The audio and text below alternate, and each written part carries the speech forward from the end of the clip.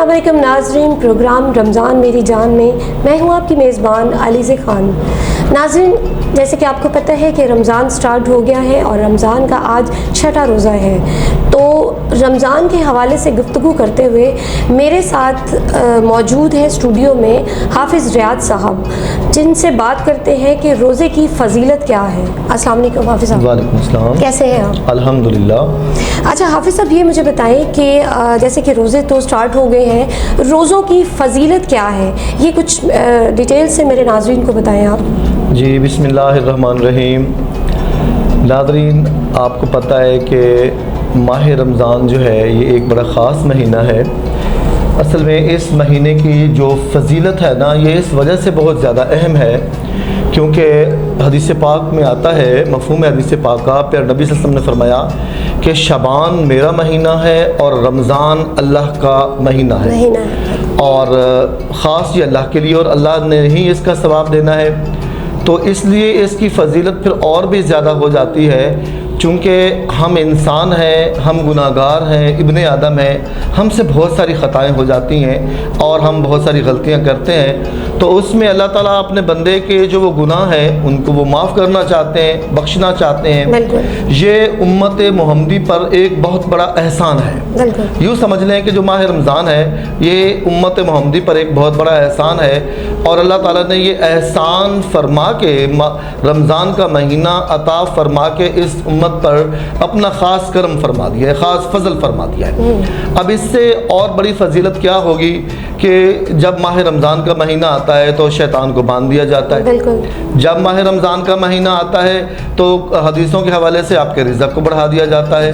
अब माह रमज़ान तो वो महीना है कि जिसमें आपने कम खाना है, लेकिन में हकीकत क्या है कि अल्लाह आपके रिज़्क़ को भी बढ़ा रहे हैं। अल्लाह ताला आपकी नेकियां जो आप नफल करते हैं उसको फ़र्ज़ों का बराबर दिया जा रहा है और जो आप फ़र्ज़ कर रहे हैं उसको 70 गुना ज़्यादा उसका सवाब दिया जा रहा है। तो ये इसलिए माह रमज़ान का महीना इसकी बड़ी फजीलत है। इसमें आप जब तरावी के लिए जाते हैं तो मैं आपके तवस्सुत से, आपके प्लेटफॉर्म के तवस्सुत से मैं नाज़रीन को ये बताना चाहता हूँ कि जब वो एक सजदा करते हैं तरावी का तो उसमें उनको 1500 नेकियां दी जाती हैं। तो ये कौन सी ऐसी इबादत है, या आप दुनिया का कोई भी काम ले लें, कौन सा ऐसा काम है जो आप 2 मिनट के लिए करें और आपको 1500 रुपये मिल जाए। ज़बरदस्त। तो ये अल्लाह ताला ने इस महीने में नेकियों की लूट सेल लगा रखी है, हम पर है कि हम इसको कैसे हासिल करते हैं। तो इसलिए अगर आपकी इसकी फजीलत में जाएं तो ये एक बहुत बड़ा टॉपिक है, हम फजीलत बयान करते जाएं। आपके प्रोग्राम का टाइम ख़त्म हो जाएगा लेकिन माह रमज़ान की फजीलत ख़त्म नहीं होगी।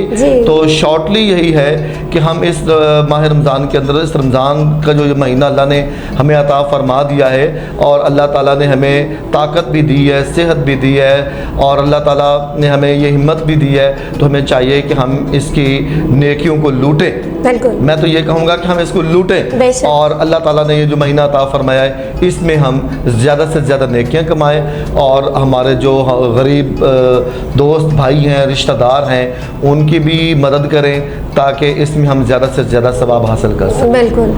अच्छा हाफिज़ साहब, एक और सवाल है, एक और चीज़ बताइए मुझे कि रोज़ा किस उम्र में रखा जा सकता है, किस उम्र पे फ़र्ज़ है? रोज़े जो है ना, ये याद रखें कि हर उस मर्द और औरत पर फ़र्ज़ है जो कि ताकत रखता है, इसकी जो जवान है।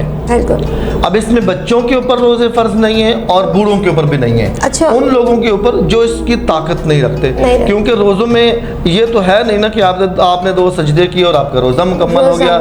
इसमें आपको अल्लाह ताला ने एक टाइम दिया है, बल्कि ये मैं ये कहूँगा कि इसमें आपके लिए आसानियाँ तो हैं।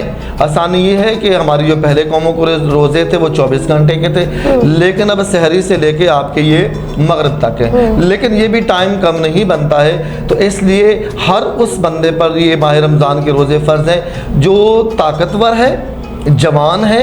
इसमें वो बच्चे जो कम उम्र के हैं, जो 12-13 घंटे की भूख और प्यास को बर्दाश्त नहीं कर सकते, या वो बूढ़े आदमी जो कि ज़्यादा ओल्ड एज पे हो चले गए हैं, वो भूख और प्यास को बर्दाश्त नहीं कर सकते, तो उन पर रोज़े फ़र्ज़ नहीं है। बाकी इस उम्र के दरमियान में सब पर रोज़े फ़र्ज़ हैं।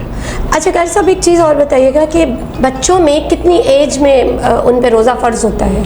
ये जैसे आजकल 15-16 साल की जो एज है इसमें بچے ان کو سمجھ بھی آ جاتی ہے، چونکہ بہت اچھا دور چل رہا ہے، سوشل میڈیا کا دور، اور بچے جلدی چیزوں کو پک بھی کرتے ہیں اور ان کو پتہ بھی ہوتا ہے کہ ہم نے یہ کیا کرنا ہے، تو لہٰذا ان کو جب وہ اصل میں یہ ہوتا ہے کہ اس ٹائم پہ جب بچہ اس چیز کی اس کے اندر سینس آ جائے، وہ فالو کر لے کہ میں نے نہ تو چھپ کے کھانا ہے نہ میں نے چھپ کے پینا ہے، اس میں تھوڑی سی سمجھ آ جائے تو ظاہری بات ہے سمجھ جو ہے وہ 15-16 سال تک تو نہیں ہوتی، اس کے بعد وہ سمجھ آتی ہے، تو لہذا 16 سال یا 16 سال جو ایج ہے اس کے بعد بچوں کو روزے رکھوانے چاہیے۔ اچھا حافظ صاحب ایک اور چیز بتائیے گا کہ اگر روزہ آپ کہہ رہے ہیں کہ بڑوں کی ایج میں بھی چھوڑا جا سکتا ہے اور ینگ ایج میں روزہ رکھتا ہے، اور چھوڑنے کا جو ہے وہ کیا جواز ہونا چاہیے، وہ کس حالت میں چھوڑ سکتے ہیں روزہ؟ دیکھیں ماہ رمضان کے روزے فرض ہیں، اس کو بغیر کسی عذر کے نہیں چھوڑا جا سکتا۔ حضرت علی رضی اللہ تعالیٰ عنہ فرماتے ہیں کہ اگر کسی شخص نے بغیر کسی عذر کے ایک روزہ جو رمضان کا روزہ ہے ماہ رمضان کا، اس کو بغیر کسی عذر کے چھوڑ دیا اور پھر پوری زندگی اس نے ماہ رمضان کے پوری زندگی اس نے تمام روزے رکھے، جتنی بھی اس کی زندگی رمضان کے روزوں کو چھوڑ کے اس نے جتنے بھی روزے رکھے، لیکن پھر بھی وہ اس کا جو ایک روزہ اس نے بغیر کسی عذر کے چھوڑا ہے، اس کے ثواب کو وہ کمپلیٹ نہیں کر سکتا، مکمل نہیں کر سکتا۔ یہ پہلی بات تو یہ ہے کہ ماہ رمضان کے روزے کا اتنا بڑا ثواب ہے، بغیر کسی عذر کے نہیں چھوڑنا چاہیے۔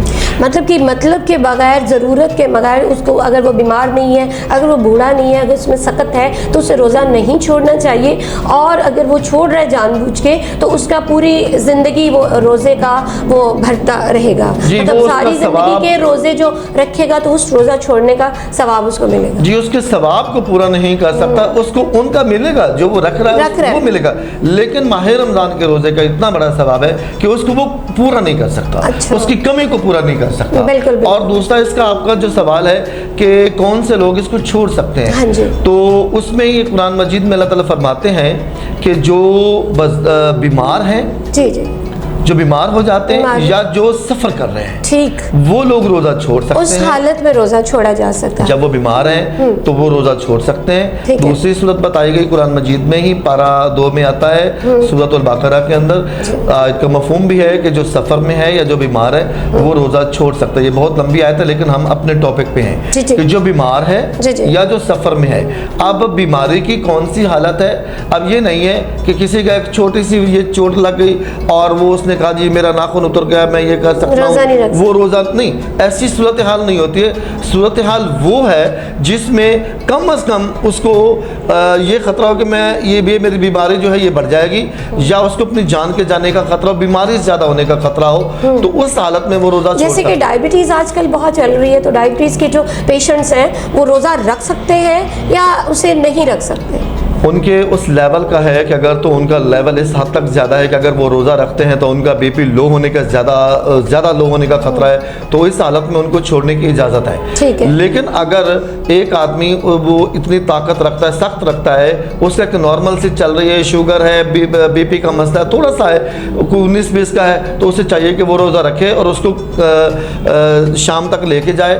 ہاں اگر اس کو لگتا ہے کہ ایک روزہ رکھنے کے بعد یہ اس نے مجھے زیادہ تنگ کیا یا اس میں میری بیماری کے بڑھنے کا خطرہ ہے، چونکہ اللہ تعالیٰ انسان کے لیے آسانیاں چاہتا ہے۔ اللہ تعالیٰ نے ہمیں یہ یاد رکھے ناظرین کہ اللہ تعالیٰ اپنے جو بندہ ہے نا اسے ایک ماہ نہیں 70 ماہ سے زیادہ پیار کرتا ہے، تو اللہ تعالیٰ نہیں چاہتا کہ میرا جو بندہ ہے نا یہ مشکل میں آئے، تو اس لیے آسانی رکھی ہے۔ لیکن جو ہی وہ اپنے روزے جیسے وہ چھوڑتا ہے تو ماہ رمضان کے بعد اس کو اپنے روزے مکمل کرتے ہیں۔ دوسرے سفر کی بھی میں آپ کو اس میں ڈیٹیل بتا دیتا ہوں، ہاں تھوڑی سی بتائیے۔ جی چونکہ جب قرآن مجید نازل ہوا تو اس ٹائم پہ نہ تو آپ کی بسز تھے، نہ آپ کے ایروپلینز تھے، آپ کے جو ٹریول چیزیں تھیں وہ گھوڑے تھے یا آپ پیدل جاتے تھے، اونٹوں پہ تھے، سفر بھی بہت لمبے ہوتے تھے۔ جیسا کہ آپ کو آپ کے علم میں ہوگا ماشاءاللہ کہ جو مکہ اور مدینہ کا سفر ہے وہ بھی راؤنڈ اباؤٹ 300 کلومیٹر یا شاید 300 مائل سے بھی زیادہ ہے۔ تو اگر وہ 300 میل جو ہیں